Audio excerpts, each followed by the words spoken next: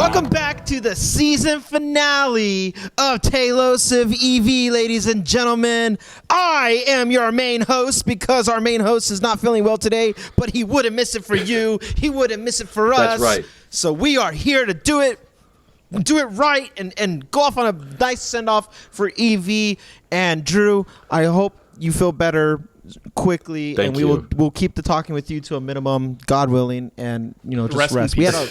We had a big tech recording right now, so we're kind of we're in the momentum. We're a little hyped up. We got the podcast high going on, but Drew's also hurting. Been there, felt that. So with that, thank you. I'm gonna do what Drew does, and I'm just gonna immediately say something. So okay, how do we feel about Cybertrucks lately? In the whole of 2022. Would you rather get a Cybertruck or a semi? Which one comes first? Well, I will say this. I might be wrong. You guys might be right. I think semi will come this year. Okay. Don't say. I'm not changing my answer. December 1st? Is it coming December 1st? Just for holding me accountable, I won't change my answer. I'm going to say 2023, but I think I'm going to lose this one for the semi. Oh, okay. Gotcha. Yeah. So you're going into it expecting failure, but that's true. We're not going to be recording during the semi unveil. That's a shame. Yeah. But should be interesting. Do you think there will be any new info from the event, or do you think it's going to be all recap from 5 years ago? Yes. I think it's going to be both. Red seatbelt, ladies and gentlemen.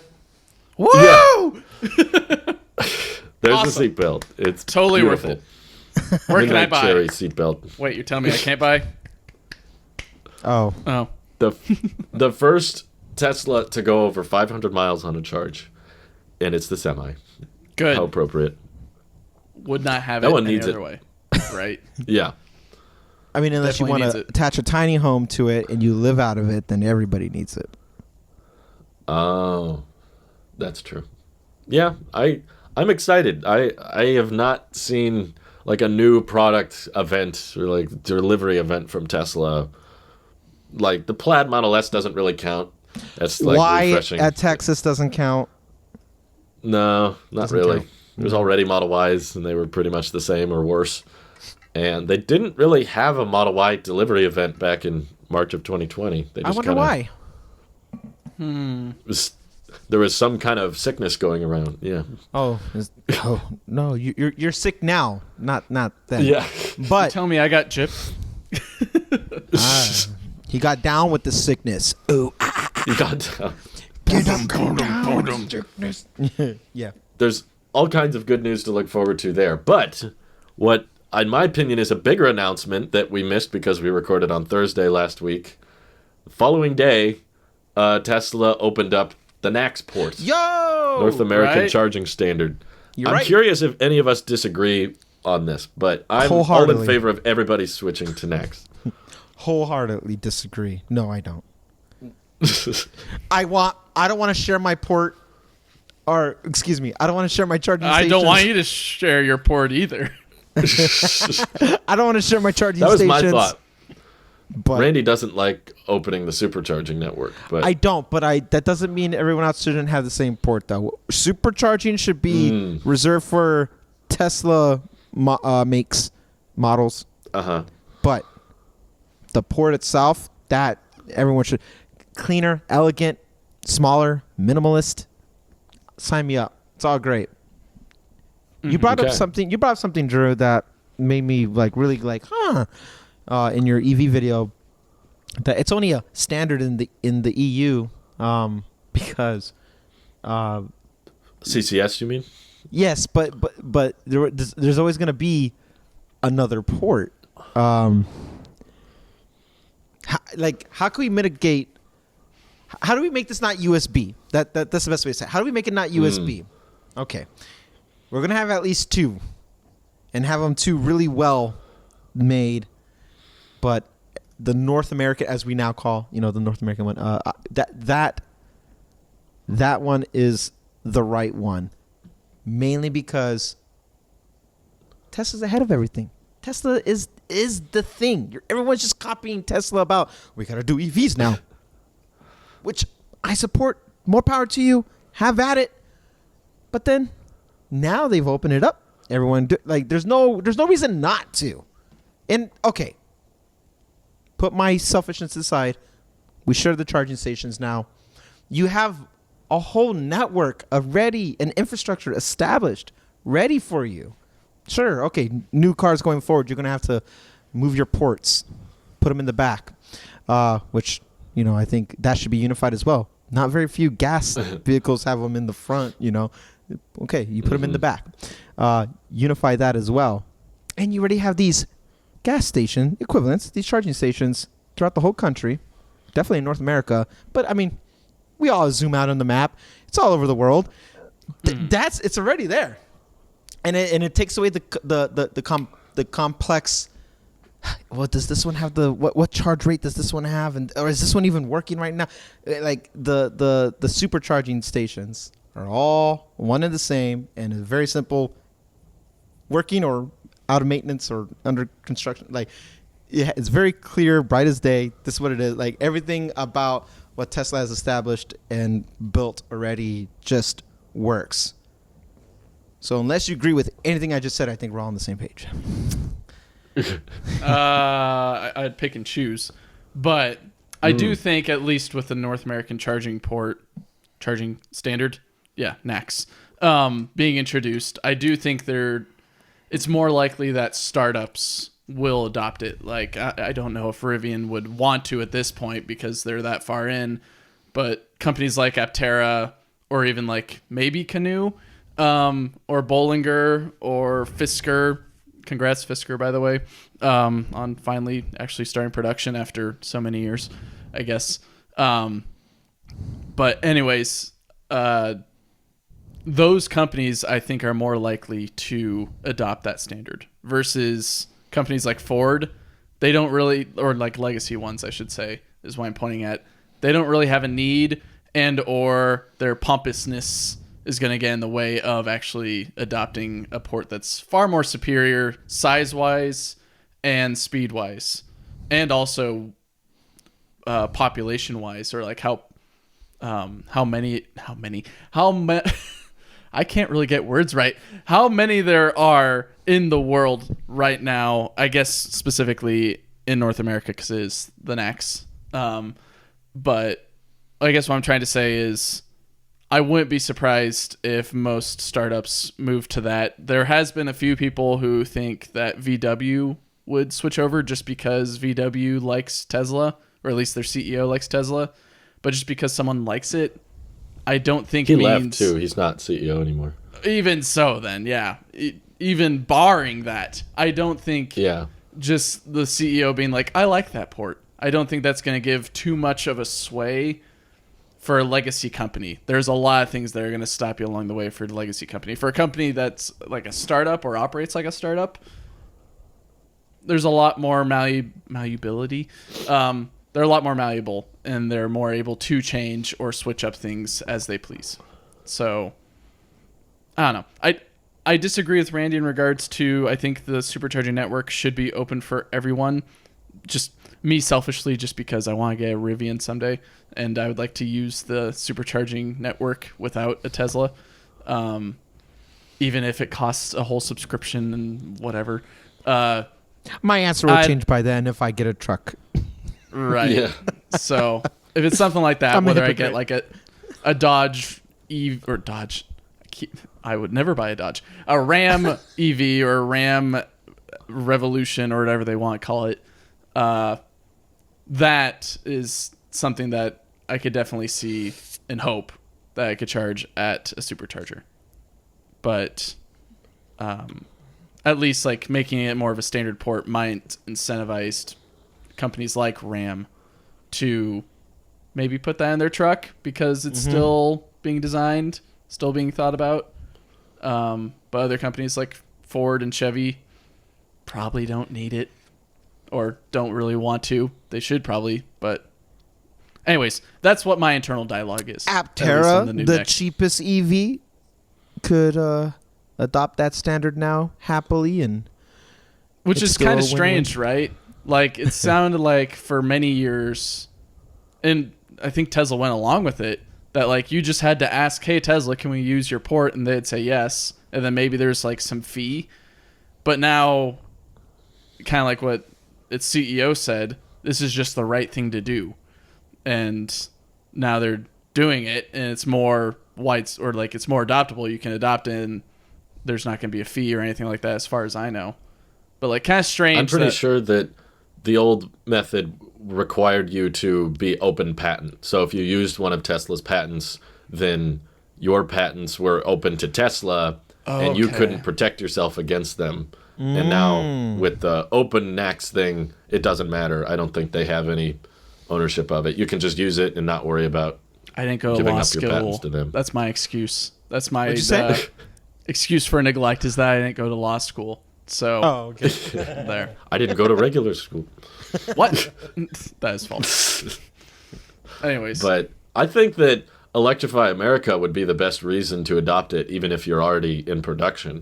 Like, at least on Twitter, which is very biased, I know, but there was a lot of people that were like, I would love it if Rivian adopted NACS, because that's like everyone's biggest complaint as soon as they get their Rivians is that Electrify America is not reliable and ruins the road trip experience. So if you just came forward and said, all right, we're not going to rely that heavily on Electrify America anymore, we're going to use the supercharger network, I bet you'd get a large uptick in reservations. But the biggest downside is, what do you do to all the Rivian customers that already got a CCS port? Yeah. Now, is their vehicle worth a whole lot less?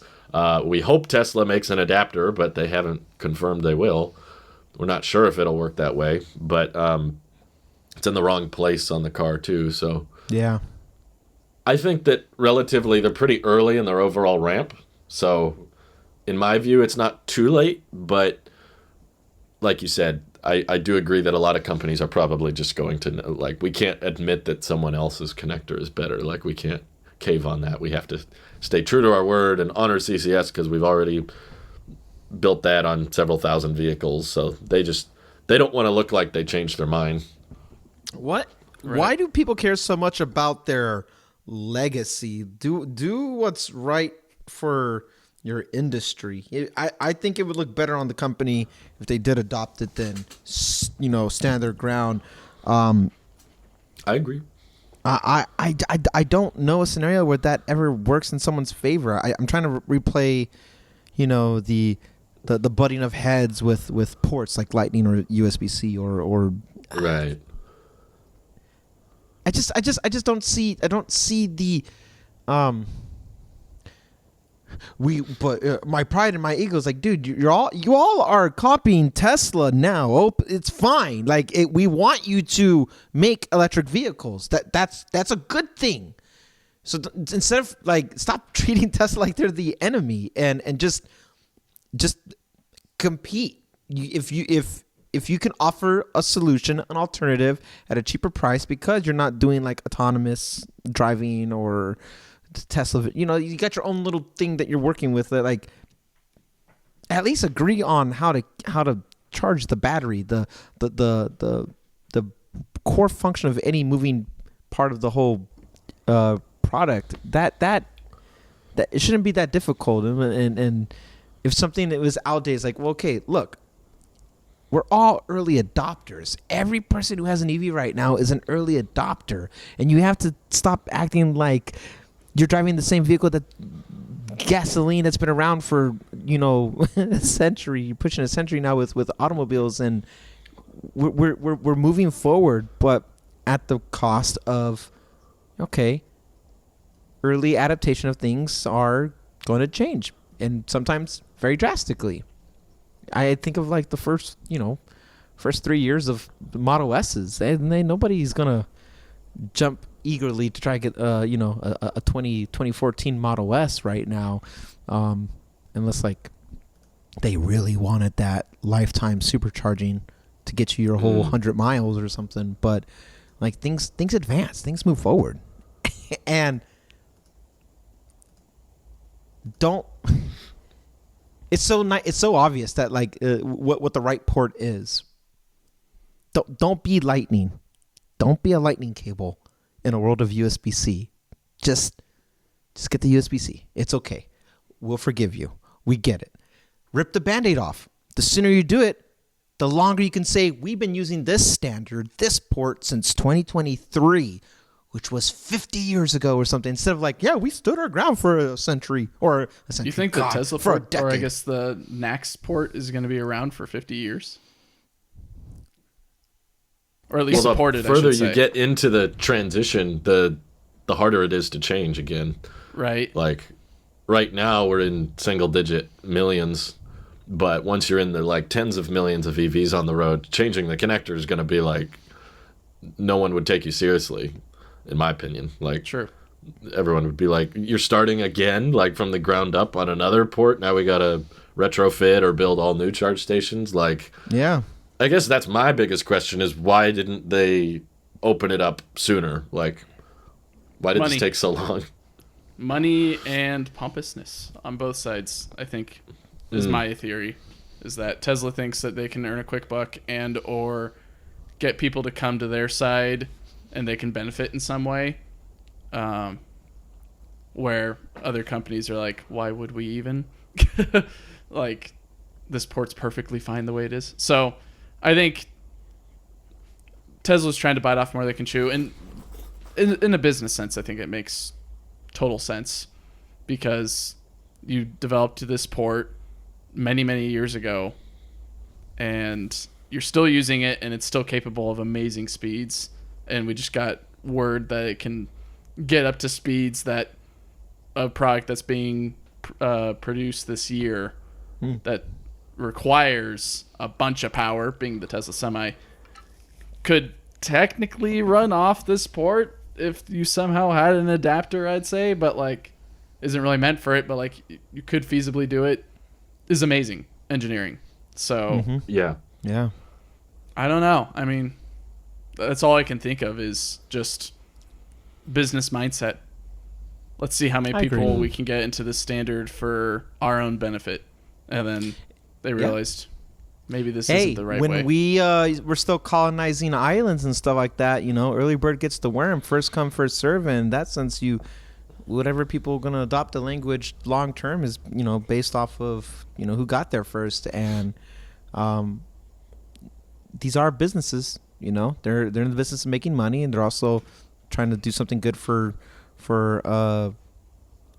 mankind, ideally. Like everyone's so, you know, symbolic about their missions and stuff like that. But if we were to take all that symbolism away and like, no, I'm just here to make a cool product and it's a whatever, then it's a business, and first to get there is the winner.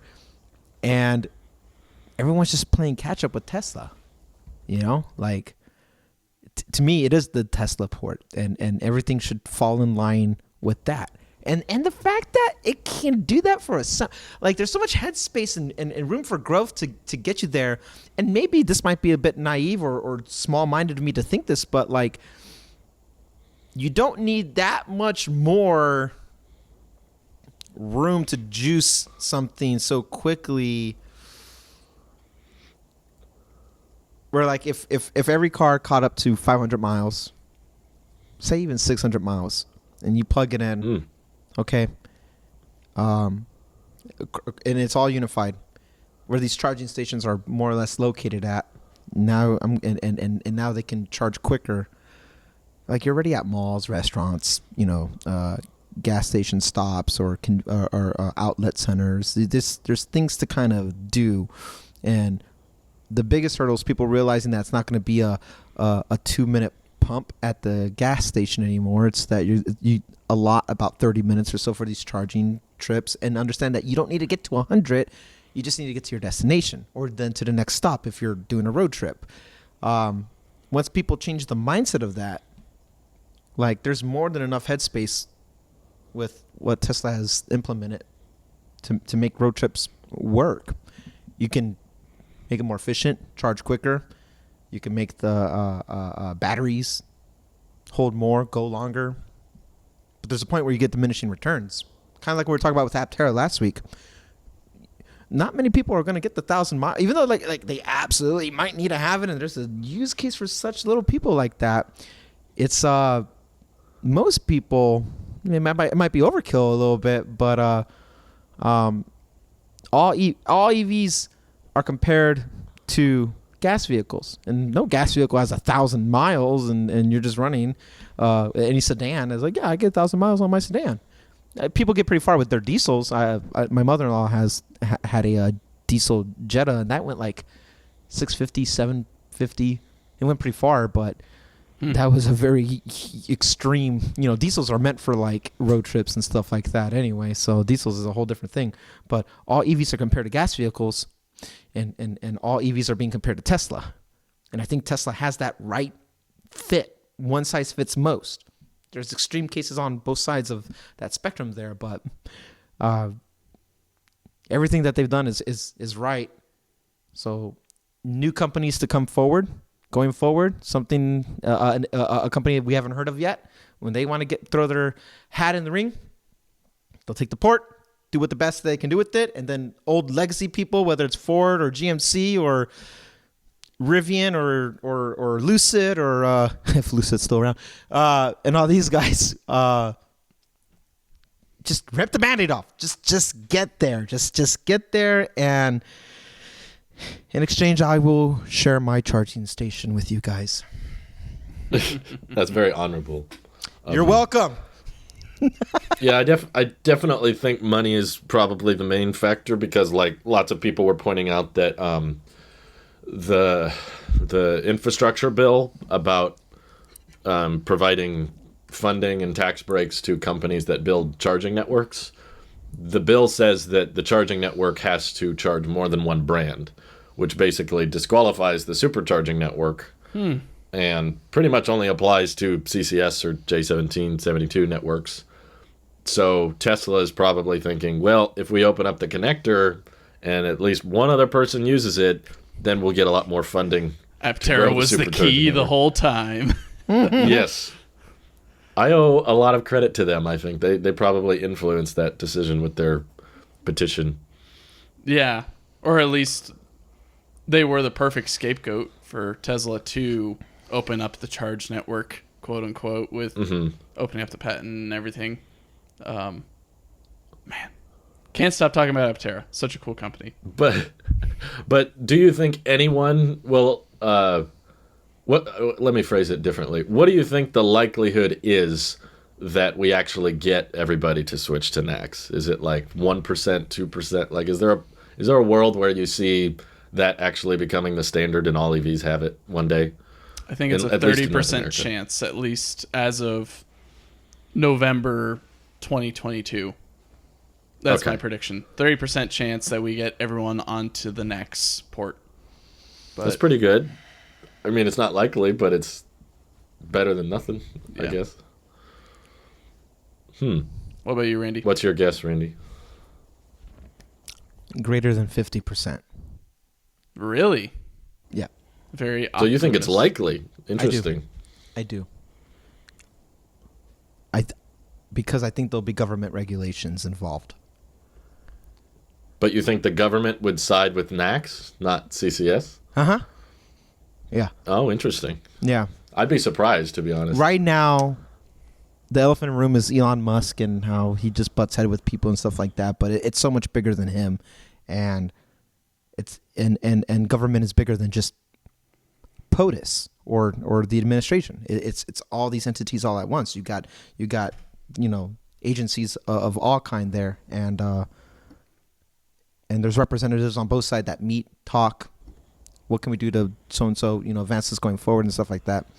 I think there will be I think there will be some type of strict form of government regulation involved, and I think we can make the case that what Tesla has already established is the best way forward. Just because Drew, I know how much you love Electrify America and the people who run it, right? And as much as you love them, even that's fragmented. It's such an Apple and Android or Apple and there's fragmentations of different iterations of things, and then there's just a unified way, and the unified way long term always wins.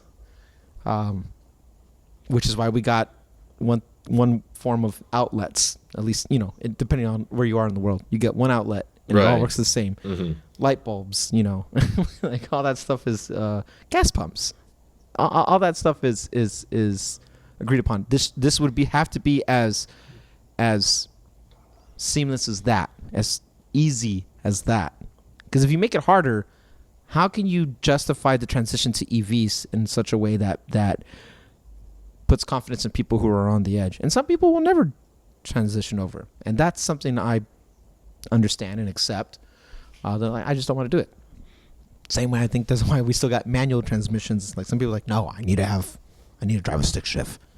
More power to you, man.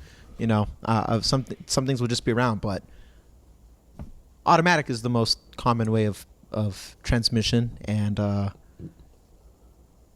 EVs will become the most common vehicle once we show why it's cost efficient. Everything about using, diesel's so expensive, and so that's why if you have to choose between diesel or gasoline, people are going to take the gasoline vehicle because that's cheaper. Just do that one. You'll do a side by side once it's just as ramped up, and we're not in early adoption with EVs. Here's why it's cheaper long term to get this one here, and definitely, I think that big macro vision is that also is like you just expect a charging station to work for you if you're not charging at home, and if you are charging at home, then it really doesn't matter. But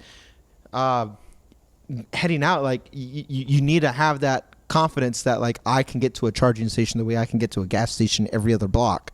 Wherever I see a Starbucks or McDonald's, I'm going to see a gas station, and I want to see a charging station. You want that type of that comfort of knowing that you can hit a spot. So unifying it, use the Tesla. You would have the Tesla one. Realistically, greater than 50% is how I feel, but I'm also like I'd say 51%, so more than half. But my offset to that is that gas stations also have diesel pumps. More. Well, I don't know. Yeah. It's too soon to say, but we have diesel pumps at gas stations as well for the same reason. So, I mean, you can't. I don't know. I say at least 51% because it will be, it should be the adopted one. But I'm openly something I didn't consider, Randy, was the fact that Elon Musk will probably leave the company. Not like next year, unlikely, but in this next decade, I could definitely see him departing at some point, in which I think that definitely increases the likelihood of the government backing the NACS Port and all that. So it was smart to not include Tesla in the name, I think. Agreed. Right. I feel like if they just called it the Tesla connector, the likelihood of other people adopting it would be much worse. Yeah. They'd be like, nah. All the credit's going towards Tesla, but calling it the North American charging standard is very unified. Right. And a little bit pompous in a way, which people might just get behind because they definitely like pride in their port, or I guess in their product. If the product has this port that exemplifies America. It's built in America. It has the best charging in America. Drew? America's port. I'm sorry. I don't mean to change subject so abruptly, but you just posted a video while we were doing this. What? No, I didn't. You jerk. Did you reserve an Aptera? Maybe.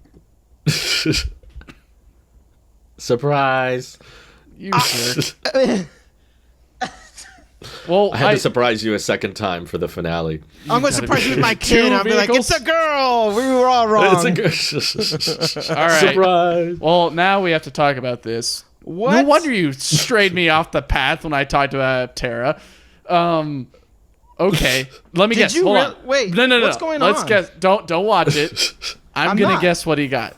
I think he got the standard, or I guess standard, the 400-mile range one. I'm trying not to get emotional right now.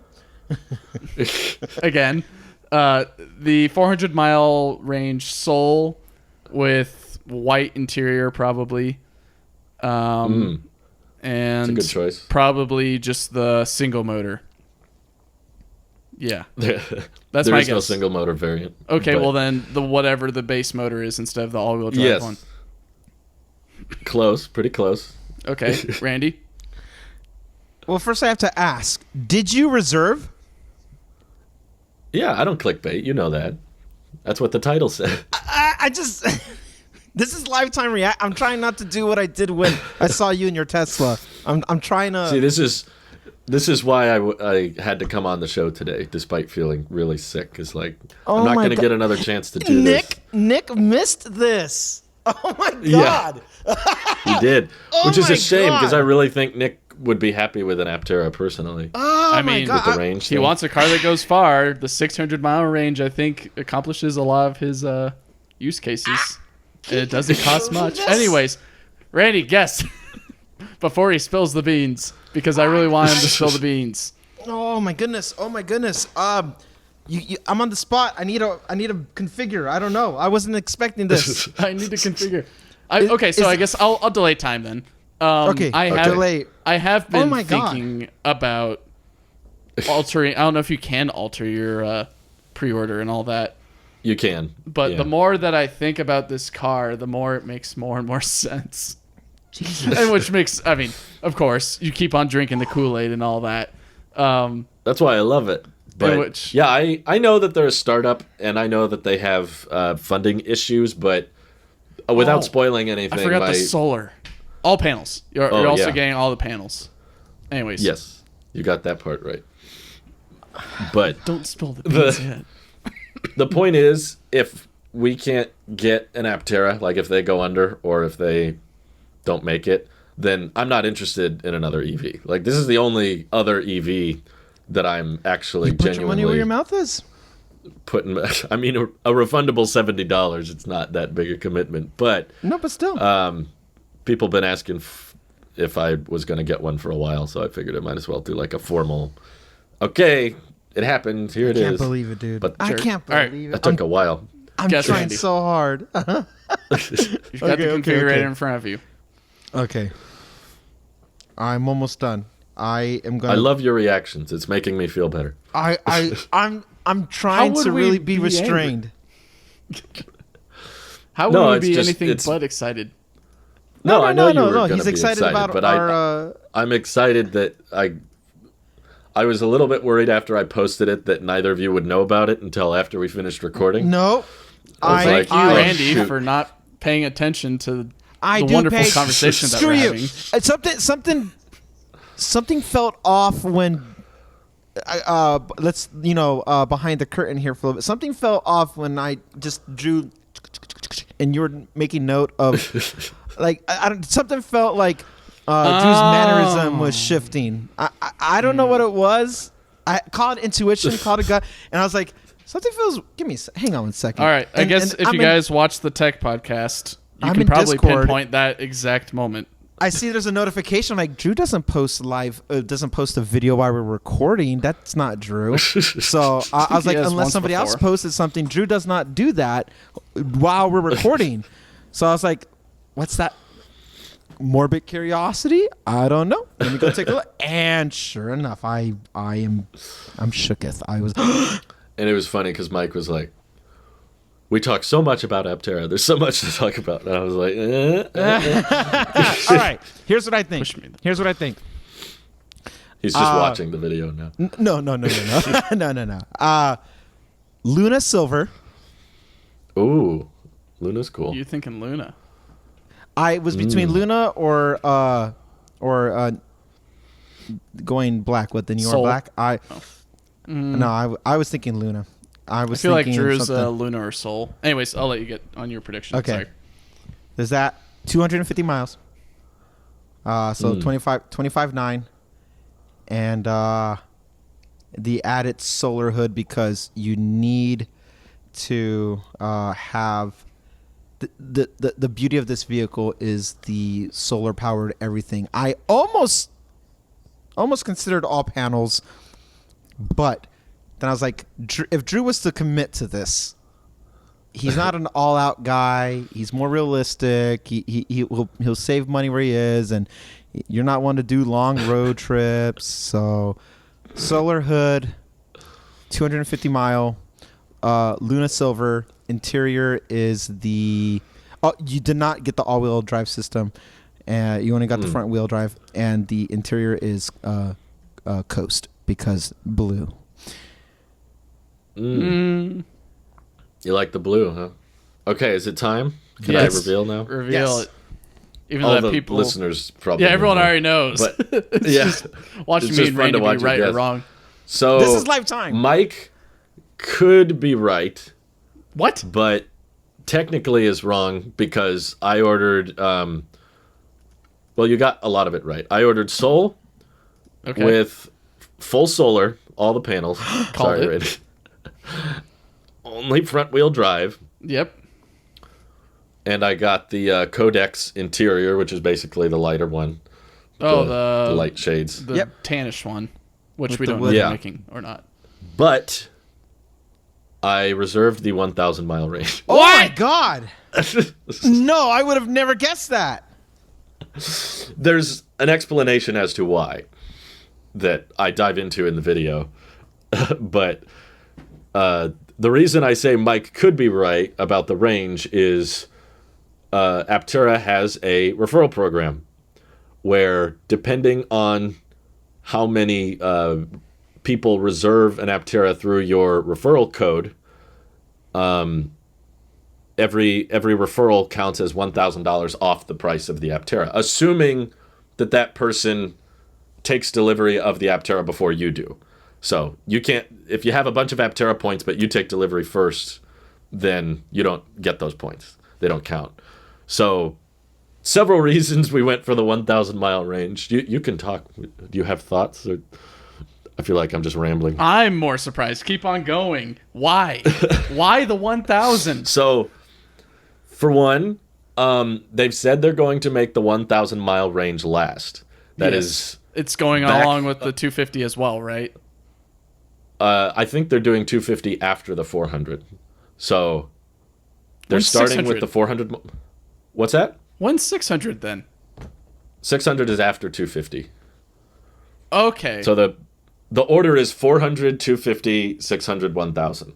So in order to get the most amount of referral points deducted from my vehicle, it's in my best interest to take delivery like near the end, later. Like not early, not before a bunch of people, because when we did a bunch of polls, both on Discord, on Twitter, and on YouTube, over 50% of everybody, including you guys, you're evidence of this, over 50% of everybody who wants an Aptera is opting for the 400 mile range. Yeah.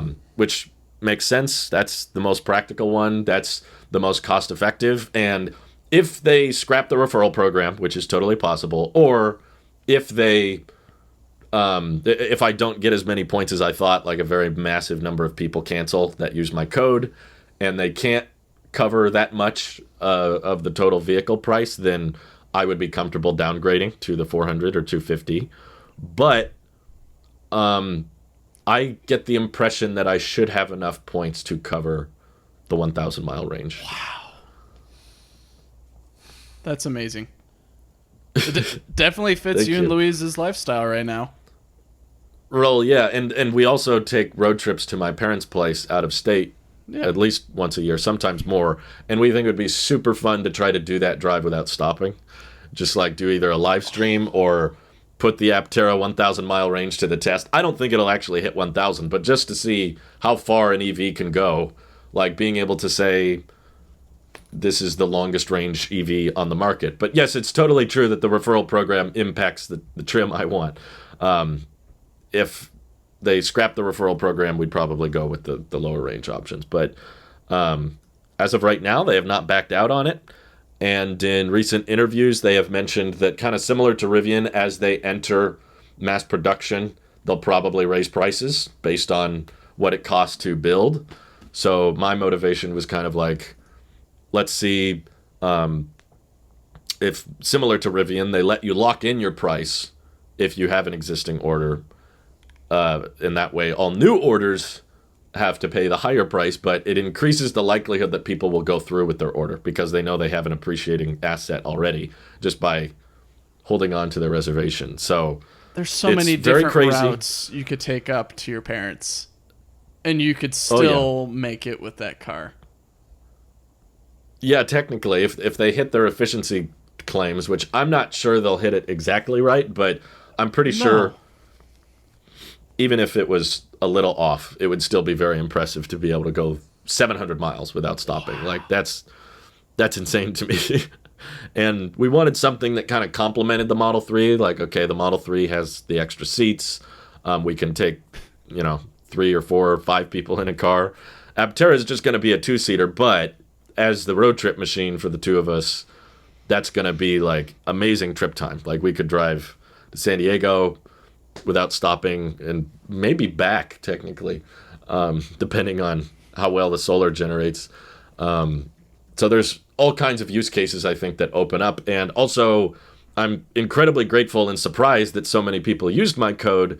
So I didn't want people that used my code think that I was racking up points for no reason. Like I was just stealing referral credits and then not going to do anything with them. I was like, because that would be kind of mean. So if this many people, which surprised me, like basically over 100 people used my referral code, then in my view, it makes the most sense to like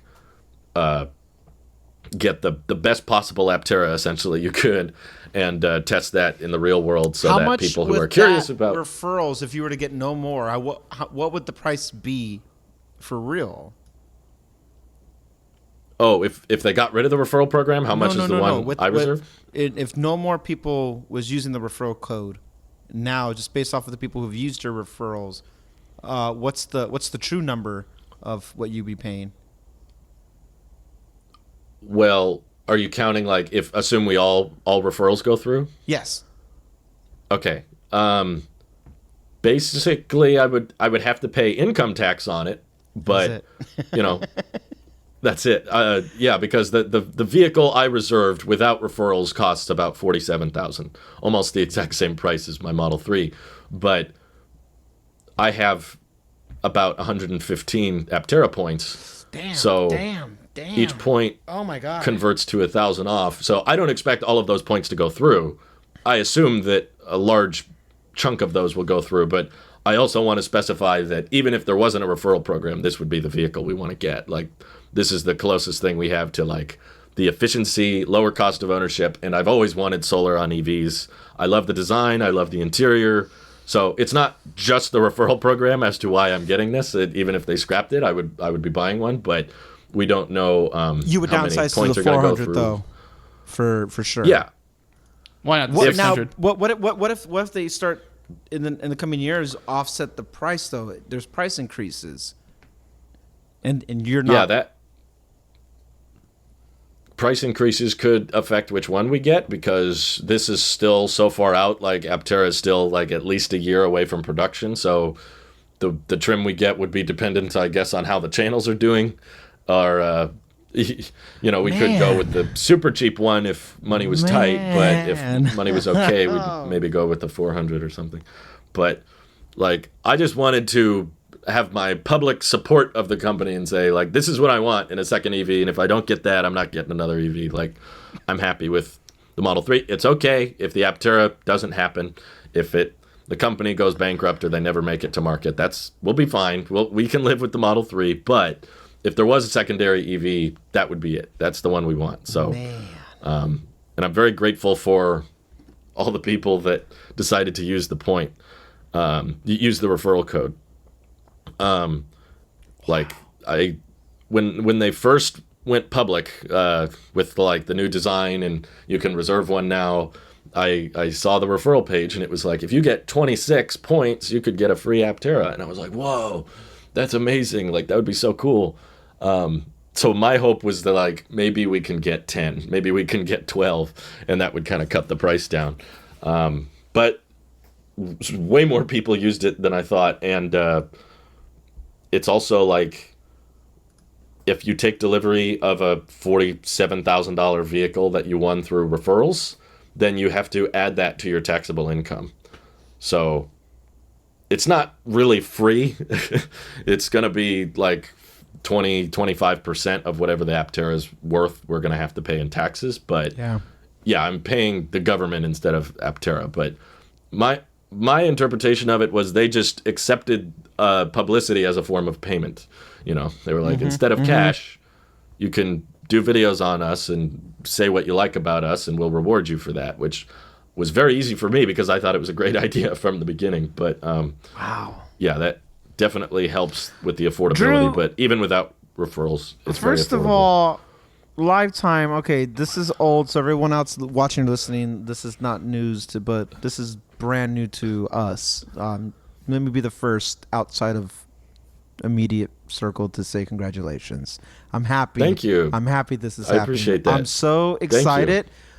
Selfishly, because now we all have our baseline of Tesla, and that's what keeps our bond strong. But as you know, I'm very interested in a Rivian. I think Mike is very interested in a Rivian. Who knows? Now he's crunching numbers. He's probably going to throw his hat into an Aptera. Why do you know me so much?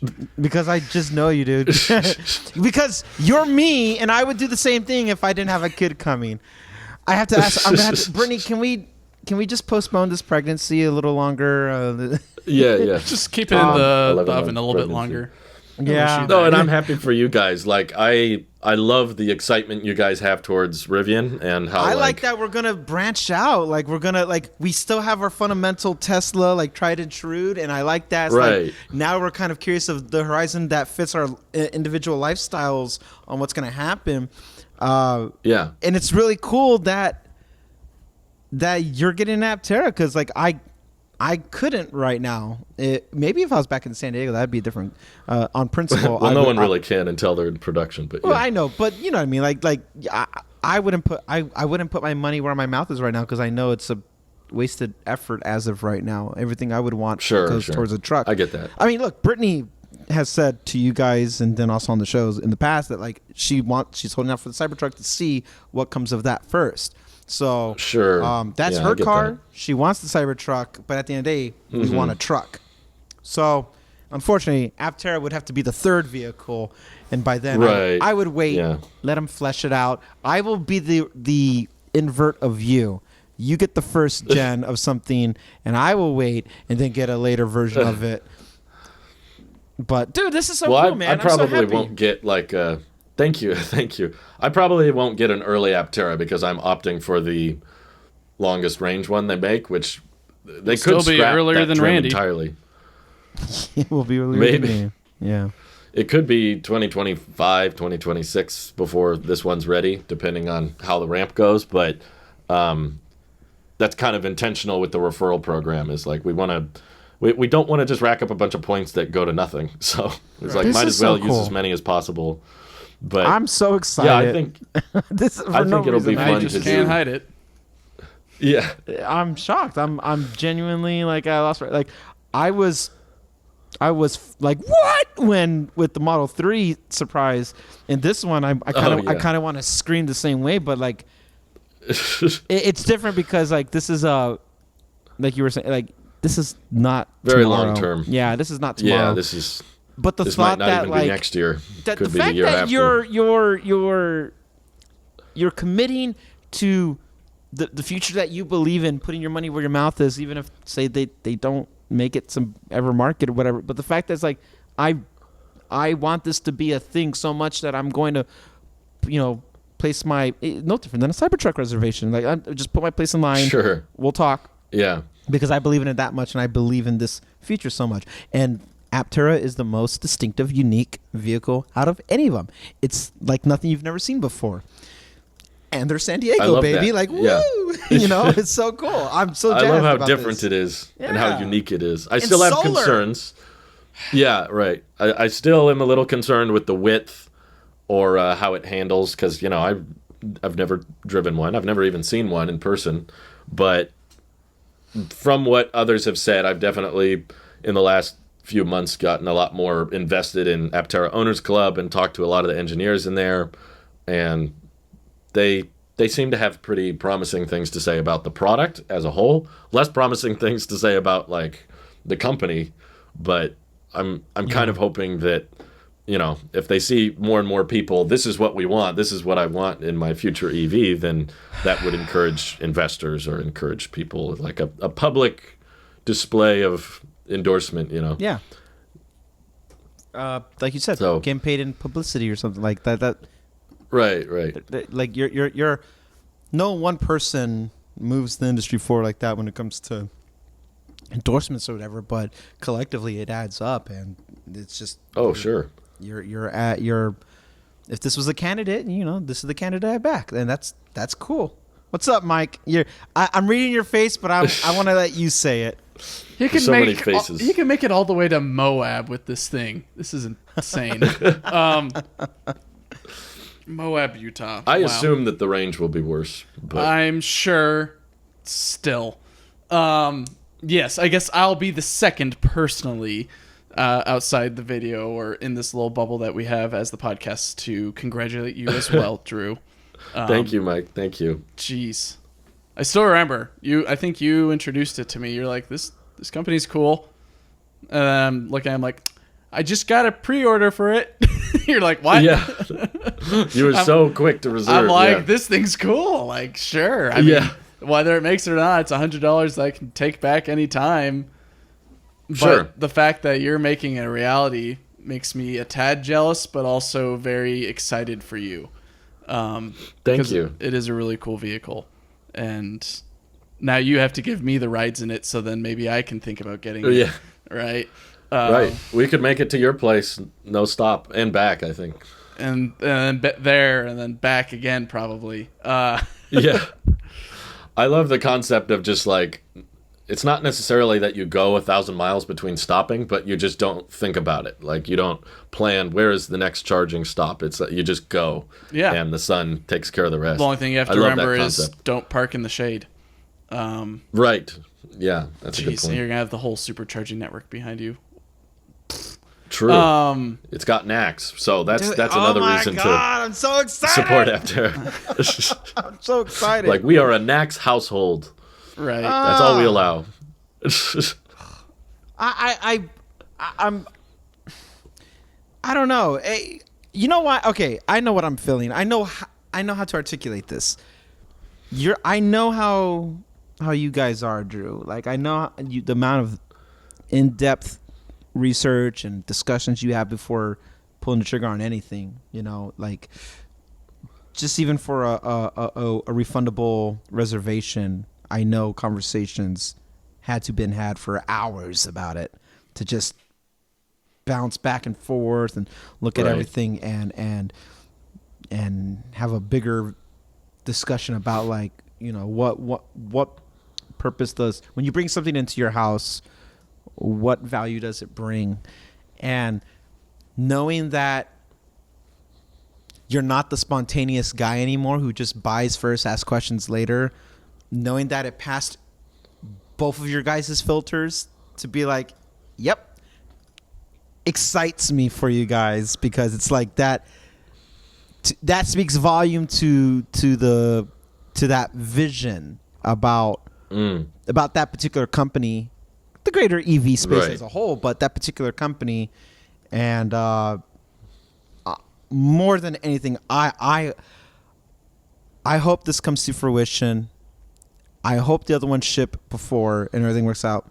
And I hope you basically kind of get a quote unquote free Aptera for it. That's so cool. I'm so excited for that. And it's such a way to branch out while still being within the brand about EVs and not just being talk about it. There was a certain reservation about you for so long not having an EV, but then you were covering it and people almost would, it's like they can't take you seriously or something, which I completely wholeheartedly disagree with. But the fact that, like, that was a thing, and now it's like, well, not only am to be taken seriously, like, I'm willing to go outside of Tesla, which is a big deal for something like this. And it's and it's something because it's not a Ford F-150 Lightning, it's not a Volt, it's another startup coming from what's the phrase that they use, grassroots movement. Like, it's a genuine startup, kinda, not a legacy automobile trying to just follow the trend. Like, these people, I believe Aptera or Rivian Canoo. I believe companies that go, I mean, to even a certain degree, I believe Lucid. Don't agree with a lot of, but like, I believe these guys that want to do that as opposed to a GMC or a Ford that wants to just like, oh, I guess this is where we got to go now without not really caring. Right. And it shows in the product. Yeah. There are compromises with it. And then the fact that Aptera is like, oh, you don't have to change your charging situation or not. Like, I'm so excited for you, dude. Oh my God, I'm so pumped. Thank you. It's so cool. Thank you. I'm excited too. Our selections are very similar, by the way, with my original pre-order. Because I haven't changed my original pre-order. I've just kind of left it sitting there since August. You inspired me. 2021 or something like that. Very same thing. It's just the only differences is range. I chose 250. And then for interior, I chose Vita, which is like the orange interior. A little bit more sporty looking because I like Vita. That's a good choice. I see it more as a fun take me to work vehicle, like a little commuter. I don't really see it as like the giant long range. Sure. What's it called? Road tripper. Because at least when I think of a road trip, I think the wife and I are bringing a lot of stuff. Like we're not minimal like you and Louise. We have a decently sized tent that like can probably fit, I think, 6 people in it comfortably. And we have our dogs, and in some cases we usually bring 1 or 2 other people with us wherever we're going. So it doesn't make sense for us to get 1,000 miles of range because we would never use it. I agree. But for you and Louise, I think your lifestyle, the two of you, the family plans, I think this vehicle is perfect for the I guess the use cases that you brought up before. But jeez, that's very exciting. That's awesome. But thank you. I guess we'll see, because if this is basically not really cemented, but pretty close cemented to your next vehicle, and then Randy's next vehicle, the only one on the list that I'm interested in. What a season finale, man! This is such a season finale. Like, it's not a cliffhanger, but it's like, I don't know. So then Randy's basically kind of being like a R1T per se. Yeah. And then feasibly, like I've said in the past, I think our next vehicle that's EV is going to be an EV truck, and I don't think it's going to be a Ford F-150 Lightning. I don't think it's going to be a Silverado or a GMC Denali.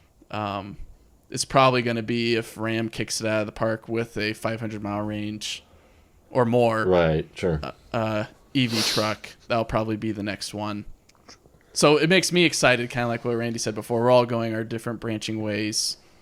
It'll be nice to see just which makes it a well-diverse palette for us to bring to the table here. Fortunately, that palette. Do we find that interesting? All of us are Tesla owners, and all of us don't want to buy a second Tesla, per se. I mean, to be fair, both me and Randy's wives still have Cybertruck in their crosshairs. We haven't ruled it out. Sure, I get that. Realistically, I just don't know if that's going to happen. If anything, I would say that let this be an indicator for anybody who's in the market or who's living vicariously through us. What should I get? Like, we have our eyes set on other things outside of Tesla. It's you don't have to start out with a Tesla. Back to the whole season thing, like season finale thing. Like, season started off with Drew having no Tesla, no EVs, and now we wrap it with him ready to get a second one if it was, if the stars align. That's kind of Drew cool. is the Nick Cannon of EVs. And appropriately, okay, I get it. There's the bingo. I'll be the controversial one this episode. Appropriately, I ordered the next EV from within the first EV. We'll have to keep that tradition going. What do you mean? You did it on the touchscreen? in the Model 3 when I ordered the Aptera. No, I did it on the MacBook. But I was thinking that you reserved it like months ago when like you're still waiting for the 3. I'm like, how have you sat on this for that long? Drew, it was 2 days ago. Did you? Okay. We're not the first to know about this, are we? did your inner live stream people, were they there for the ordering of it? Yeah. I wasn't live, but I did make a community post for the members that didn't give it away, but kind of did, because all I said was, for my next video, I will order a second EV. And all the comments were like, it's probably an Aptera.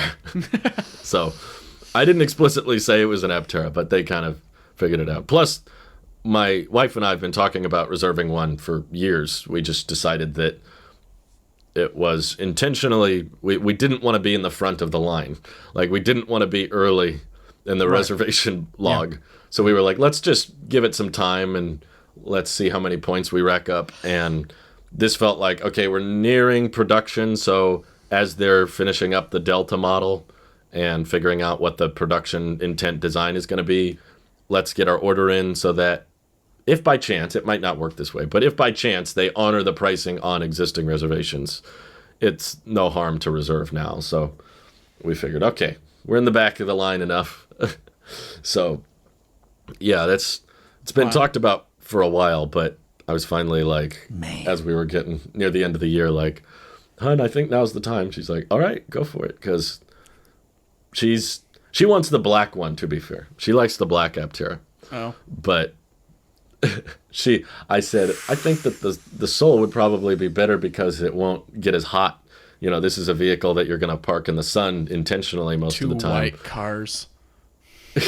She was like, you can reserve the Soul, but just tell everyone I wanted black. She was like, make that known on the record. Here, what if you went like, I know that they have this option. I don't think they'll probably go through with it, but they have the option on the configurator that you can select a custom color for your Aptera. Oh, yeah.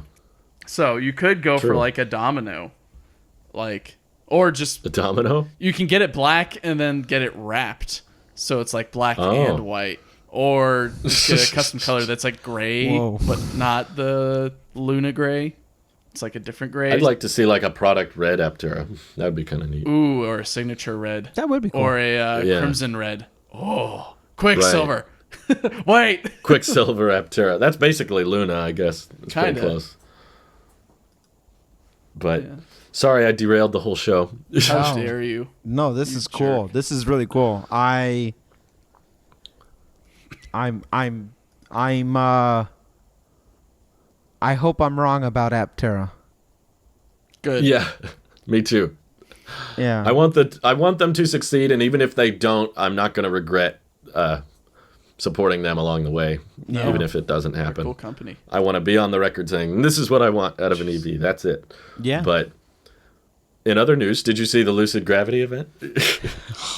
Or Lucid Air in the air launch? I've been meaning to compile all of their wonderful splash pages that they showed for every single frickin' they pulled the Lucid. Apple marketing thing. Yeah, in which I was going to put it all in like, I guess, how many did they show? 4 or 5 of them, I guess. Yeah, right. I wanted to do that. Didn't have any time this week. But I did catch it. And I'm very underwhelmed and still annoyed with the company. As much as I'm sorry, Mike. I've been a low-key fan.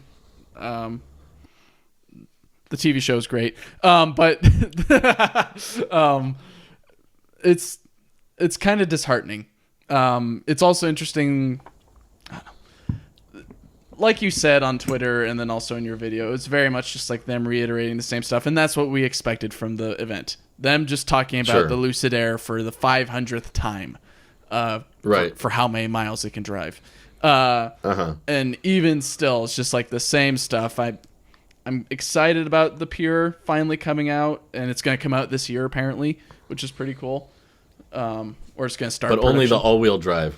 Yeah, which is the annoying factor for me. I'm like, go dual motor, or not dual motor. Go single motor. Do something fun. Do something different, please. If they do single motor, they have to honor the reservation prices.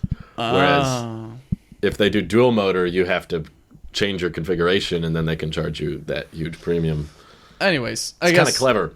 Yeah, watching that part, I was very underwhelmed and very annoyed. Then they got to the Gravity, which was, of course, an Apple-esque unveiling of just like, show me all the pebbles that are coming off of the avalanche that the Apple Watch Ultra. Oh, sorry, the Gravity is shaking off and all that.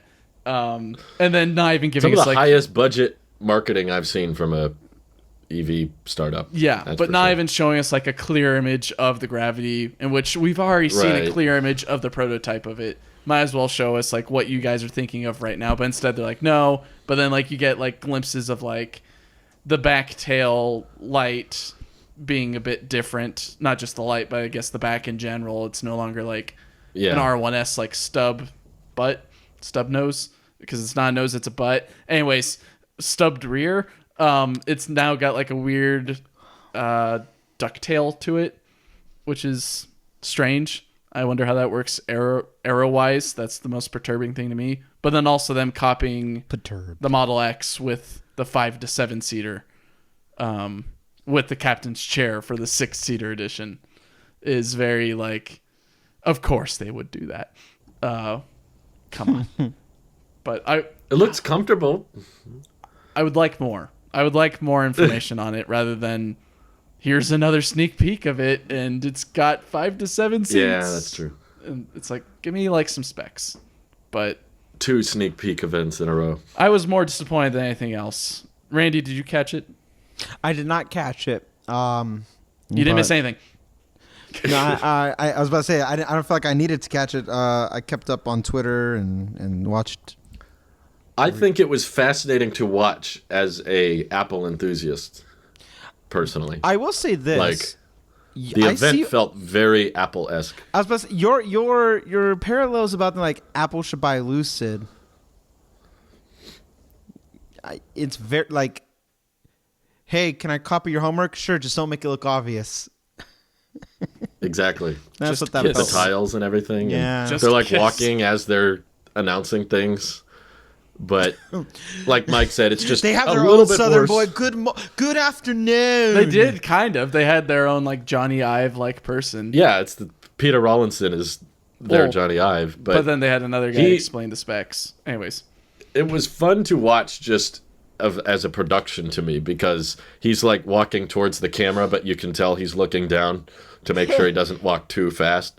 The whole time he's like, we're very excited for, my favorite thing was they're trying. At the very end, they were talking about, I think it was either before, it was before the Gravity unveiling, because the Gravity kind of ended it.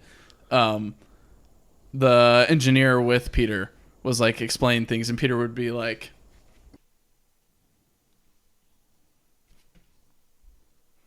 for audio listeners, You'd be looking at him, looking left really quickly, and then kind of nodding while looking forward. It was very like, what'd he say? Oh, yeah, that's right. Wait, what'd he say? Oh, yeah, that's right. Just like, what the heck? Okay. Just funny reaction. I think I'll probably make a GIF out of it and post it on social media. But anyways, I didn't like it at all. You thought it was fascinating, Drew. Well, not for the products, but for the event. The way it was put on, I thought was entertaining. Yeah, it was like it was fun to watch, because most of these EV brands don't do that kind of thing. Tesla hardly ever does actual production events. They always just, here it is. Let's do a live stream on stage, and Rivian just kind of does like little guerrilla filmmaking. They just kind of go out in the field somewhere and film their trucks. They have baby gorillas? Yeah, they do. It's part of nature. But Lucid felt like they really wanted to be like considered a major player, and they went all out with it, which is funny because their reservations are dropping. So it's like, Drew I goes, guess you probably. They're trying.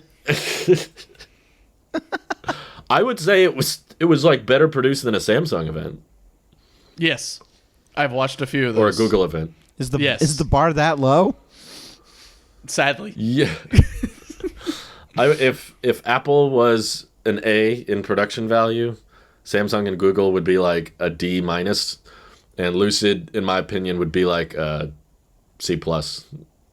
Something above average, but not quite Apple levels of production value. But I guess as we're nearing the end, do you guys want to do like a favorite EV or least favorite EV of the year? Okay, I don't have that. We did it for tech. No. We don't need the list. I'll go first. I'll buy you time. Just the most memorable. If you can't remember it, it's probably not worth giving an answer for. To be honest, there we go. What am I basing it off of? Because I got three. I got three. Oh wow. Okay. And for different reasons, I got three. Aptera's got 3 wheels. Hey. Okay, in no particular order. They're all up there for like, this is awesome for different reasons. Okay. Drastic reasons. One, EV6, because that's the one I decided on when I really took it serious as a alternative sedan. What Did would I that look come out for? this year? Didn't it? Yeah. I think can't remember. so. If it didn't, then I'm pretty sure it did. I'm pretty sure it did. He's looking. Yeah, I think you're right. Okay. So EV6. Yep. September 20th? That's not the right, is it? sedan alternative. That's the US made one. Anyways. Yeah. Nope. March 2021. Oh. No, 2021. introduced. My bad. It came out in 2022. You're right. My bad. I'm going to stop derailing this. It did come out in 2022. So That's a good choice. That's a good answer. EV6 would be the sedan alternative to the You Model couldn't 3 stop for talking me. about when we were in San Diego because there's one in the parking lot and you're like, did you see that? Yeah. Look at it. I And was- we were talking about It's it for really the ride cool. high and everything. It's a I cool wanted vehicle to- every time. Yeah, Go ahead, it's sorry. very interesting. I really like that one. Second one, I will give flowers where flowers are due for just trying the Ford F-150 Lightning. I like That's right. That was this year. the weight that carried, and they were like for $45,000. Yeah. Very quickly changed, but hey, Sure. I like what they did because it makes something that rhymes with Cybertruck. Make it try to like we gotta do something. I want competition. I love competition. Cybertruck? We're talking about Star Wars? But the R1T.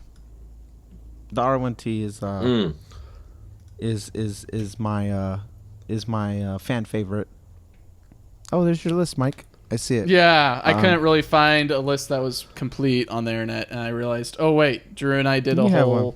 tier list of it. Yeah. Of The ones R1T. that- Well, I mean, it will Not all be- these came out this year, but Did they? that's not? okay. I don't think the R1T technically came out this year, but that's fine. It's too complicated to remember when they.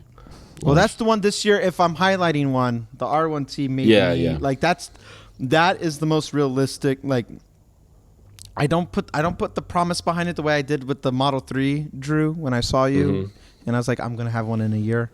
But I do have the same level of commitment towards Rivian than I do any other vehicle now, and that holds weight for me. But I want to wait to see what. I don't want to be an early adopter again to any new vehicle. I want it all to be fleshed out, worked out with the right charging port, with any schematics or UI change, or like I want it all to kind of figure itself out. I don't want to be a first gen owner on any of them. So that includes. I know that the Ford is the least. Whatever, but like I have an issue with Ford as a whole that I'm like I wouldn't be the most excited about it, but from a utility stance, I would lean in like, oh yeah, the Ford has all this stuff, but I want to say Cybertruck. I wanted it to be Cybertruck, but I've been saying that I've been waiting for too many years, and then Brittany goes, Elon. She said this 2 days ago. Elon's on my list right now. And I'm like, why? Oh, because of Twitter? She goes, I get it. She goes, Twitter? No. I don't care about what? No. She's like, no, because I'm so ready for Cybertruck. And I was like, is it even a thing? And I was like, well, technically where we're at right now, they're ready to go soon in production. And, she goes, yeah. That's your Drew impression. I was trying to do more Sounds of a. like me. I was trying to do more of a Bill Gates. Well, Steve, I do want to take a Right. Oh, yeah. But Hello, Kermit the Frog. hey, Miss Piggy. So Look at my Surface Studio. Never mind. So I'm losing my House Vasquez here is losing the vision of Cybertruck, unfortunately, because I wasn't even the biggest component of it. So I get it. The alternative truck that I think I can sell going forward that still believes in like the vision of EVs and Rivian. So that's my tried and true. Did I buy you enough time, Mike? Yeah, so I guess you bought me enough time to find out also when we did this tier list, which was back in May 7th, at least is when the podcast came out. So it's been it's been a while, yeah, right? Felt like yesterday. I also found a video that also did a tier list around that same time, which is pretty hilarious. Except that was in 2021, so there wasn't really that many options. Anyways, what was the thing? Oh, okay. So wait. So Randy, you did a like 2 favorites and giving flowers to. Is there? And then Cybertruck was the bad one. No. No, I don't have a bad one. Bad one. Volt is the bad one. The Volt doesn't exist anymore. They don't make that. Yeah, but that's a hybrid. Exactly. That's Do you how mean bad. the Bolt? What did I say? With a V. No, Bolt. Okay, I Bolt. heard Bolt. V, but that's all right. No, I probably said V, but that's because I couldn't decide he's a between the Vasquez. 3 of F-150 for just trying to like it was the hey, look at me on the truck at 45,000. Like there was a lot of That is how it is, though. Like I appreciate it because I think Ford is, if anyone can get people who are stubborn about EVs over, I would put my money behind Ford. Sure. But then EV6 is my sedan alternative, which is the most applicable to my life, and I like the EV6 the most if I had to get a non-Tesla. In context, I've had to, so I can't pick between the two. But then the one, so one is if I had to get, the other one is that I can appreciate what they're doing. But then the one that I think about is the R1T. Okay. So Fair enough. I'm gonna write that down. you could just give one, Mike. You don't have to do what I did. I couldn't decide between the 3. All right. Yeah. Well, at least for an EV that came out this year, that is probably my fan favorite. For like, maybe not fan favorite, but okay, maybe it's not coming out this year. No, it is. Sorry, I'm thinking about a different one. The R1S is definitely my favorite of 2022. That was my choice. Rivian finally got all 3 of their products out to their customers, which it's a nice capstone that the R1S was kind of like the last one because they put their business first with the R1T. They put their longevity next with the Amazon van.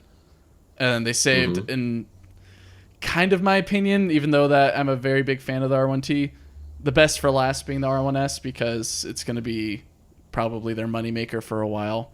Because everyone likes trucks. Trucks are the biggest selling things, but people also love their SUVs. So I would say... Good answer. R1S is probably my favorite that came out this year.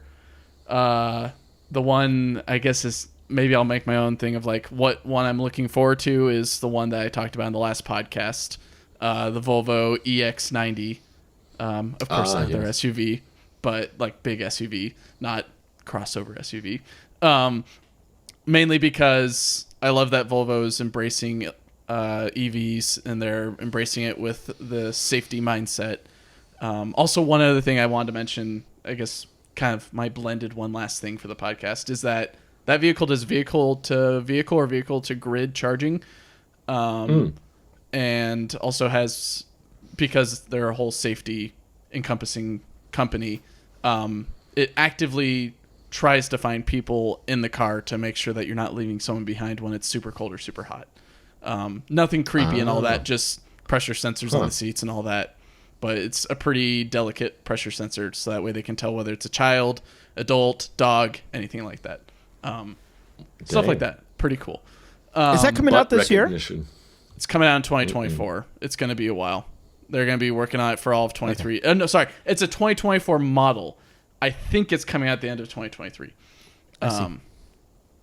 Because that's how it kind of usually goes. It's usually like a year and some change. Because that's what happened with like the Silverado.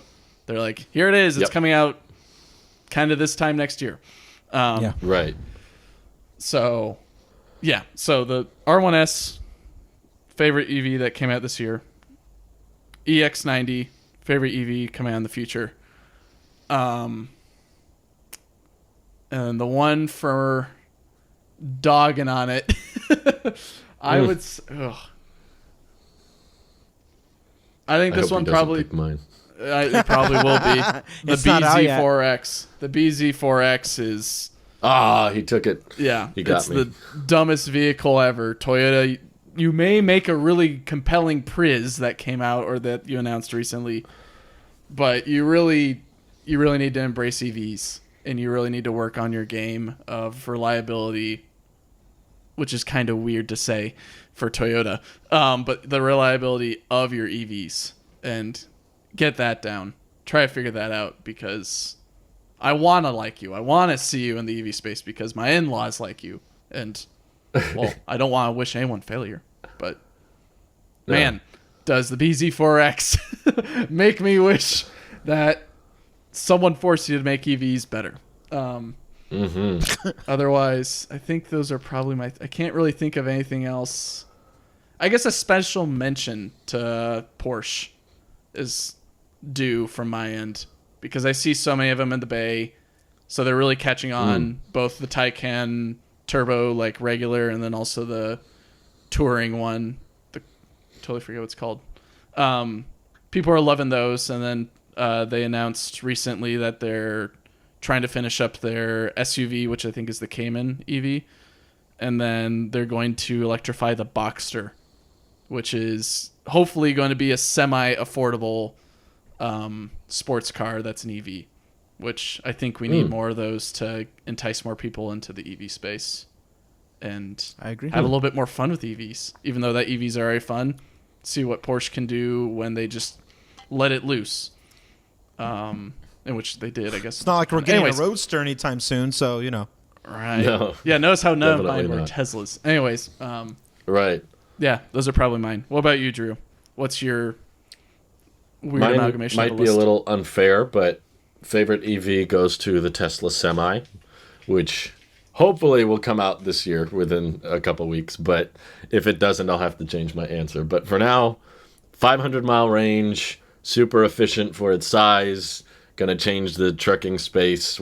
I've wanted it for years. It finally feels real, feels like it's actually coming. So Finally. to me, it's like ending 2022 with a bang, like on a high note. Like, and they finally delivered the semi-truck. We can put that behind us. Worst, I was going to say BZ4X, but You can have the same one as me. okay, I would choose the BZ4X. If I couldn't choose it, then I mean, you can choose maybe, the Subaru one, except I think it's doing it better than Toyota, so maybe it doesn't deserve it. Anyways, sorry. There's a lot of third-party ones I don't like. I'm pretty disappointed that a lot of Lucids didn't even have highway assist for like the first year of being out. So the software bugs and issues that people reported make me kind of want to say Lucid, but they have amazing engineering with their powertrain and range and stuff, so I don't want to dock on them too much. But yeah, the Chevy Blazer, I guess. Yeah. Or you know, all those. I guess I'll just bunch all those legacy automaker crossovers into the same camp and just say that kind of vehicle just annoys me. But yeah, that's. Do you have one that you're It's a looking pretty forward interesting. to? I guess What's probably. that? Do you have one that you're looking forward to? Which I assume is The probably Aptera. the Aptera. Oh yeah, definitely the Aptera. Also, it's definitely feeling more real that the Cybertruck will at least be somewhat close to out in at the end of 2023. Maybe not customer deliveries, but employees could be driving them around, testing them by the end of next year. That would be exciting to finally get some action on Cybertruck production. But yeah, Aptera for sure. That's the one I want the most for myself. But I've just followed the Cybertruck so closely for so long. It's the same reason I love the Tesla Semi. It's not because I need one, but I'm just a fan of it. So Cybertruck's definitely driven a lot of my channel's performance too. So any kind of updates there are, that's very here. I'm excited. Yeah. Would you say it's supercharged the channel too? Yeah. Yes. Probably. Exactly. But I appreciate you guys making the time for all these episodes this year. This has been my favorite EV season, bar none. Especially because of the season finale with the Aptera, and you getting your surprising me with the Model 3. I've had so much fun. It's been and to the audience year. and stuff like that, it's fun that I know that we're a smaller channel or a smaller show than with the tech one, but I see the passion even when there's heated disagreements and stuff like that. I see the excitement around EVs, and that's really fun. So that reminds me. Everybody has made it a fun year, and then to you guys, Drew, Mike, thank you. I've had so much fun with you guys this year, and now that this is really wrapping up. Just on a personal level, thank you for being there for me when I had to go through a lot of stuff, and I'm honored that I get to do this show with my closest and best friends, and I would not change a thing, except maybe moving closer. But thank you for making this a fun year. Thanks, Randy. We'll figure that out soon. Yeah, my sentiment is definitely in the same as well. It was finally my first full year podcasting. Last year I only got partially some of it, and this time I got to be here for the whole series/season or whatever. And it's awesome. It may seem on the nose, but it was electrifying. And beautiful. I love all the comments that I see on YouTube. Please comment more. I love responding to them, and then eventually maybe if you guys really want it, you can maybe put in the comments as well. If you want a Mike in the Dark podcast, we can unofficially put one on YouTube, and you can just watch me sitting in the dark for an hour if you're kind of creepy like that. Or maybe I'll do it in the car. That'd be fun. Anyways. Oh, there you go. It's been a very fun year, and doing it with you guys, both these wonderful co-hosts I have, and also the audience as well, hearing your guys' inputs has been very special. And it's showed me that there's more to car ownership than just owning the car. It's a community. It's understanding other people's gripes and or issue resolution in many different aspects too. Going through the pitfalls the way that we have in our own ways, and then riding the highs that we have. Wouldn't trade it for another podcast or another. Man, I tell you, like we else. all have been like busy with our own lives personally and then professionally, and everything's going on with graduations and career changes and everything like that. But every Friday, you guys have been my constant, and it's kept me grounded. And signing off here, it's like I'm going to miss my routine, and I'm going to miss seeing you guys every week.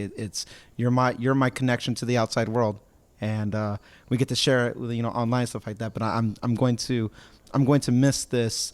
If we never got paid another penny, I would want to talk every Friday with you guys and still talk about the stuff that we do all the same, because it keeps me grounded. It's very entertaining, and I just like the dynamic that we've always established, and it's I wouldn't change a thing. Well said.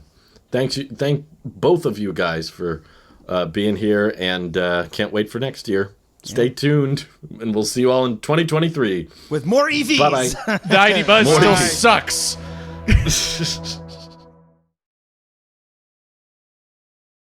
Not the end of the world, but I'm kind of worried with the Cybertruck, and it's almost part of the reason why I don't mind. I'm just worried.